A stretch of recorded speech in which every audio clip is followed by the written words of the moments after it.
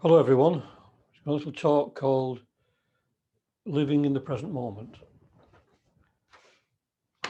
How many times in our life are we faced with the old problem of coming to terms with our past? People with problems will say to us, I cannot forget my past. And this very past precludes them from making any real progress in their lives. But what is this past? I suggest that it is really just an illusion, a figment of the imagination. And it is only when they can free themselves from this illusion that they can finally begin to live as human beings should live. A rational view of life will show us that there is only the present moment. Can anyone show us the past that holds them back, or the future that they fear? In truth, this is an impossibility, as there is always just the moment we are living now. The past is just a series of images that we store in the brain mind, and the future is a set of possibilities that we calculate from present potentialities and limitations.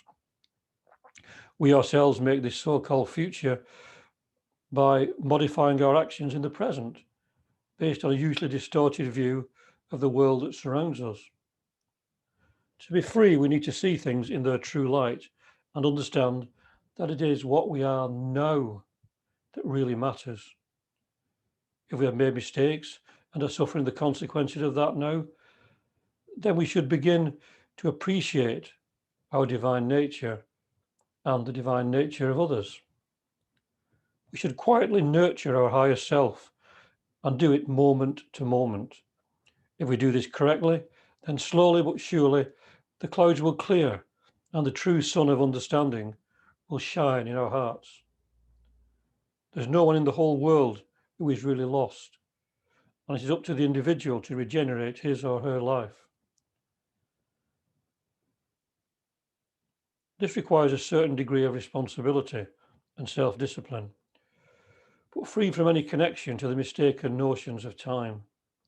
A great deal of the world's suffering would disappear if only we could exorcise the ghost of past errors and failings. If we have struggled or become the victims of abuse, physically, mentally, or morally, through the actions of another, or the result of a drug or alcohol addiction, it is still possible to rescue the tortured self from its prison of pain and find a way out into the clear air of harmonious living. The way to do this is to find that centre in one's own being that provides the haven of rest that we all require. It is there, and it is shared by everyone. That is the common ground of our lives, where we all meet in friendship. This is our talisman, our ray of hope in dark times. As W.Q. Judge says, remember that the greatest and truest friend is the higher self. He who has the higher self as his friend possesses all things and lacks nothing.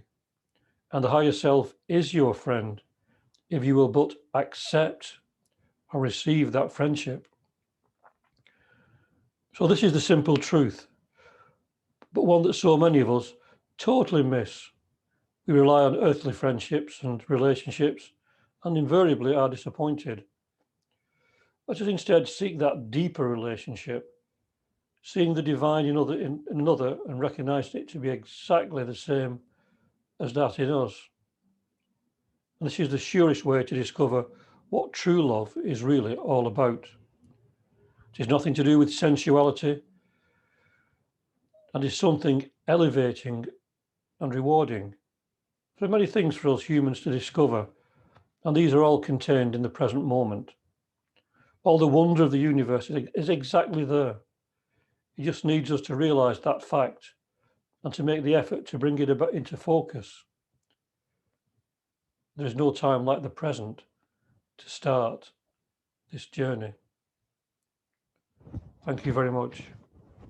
This is a talk I wrote some years ago for the Northwest Federation Journal, a short article. So thank you for listening and see you soon.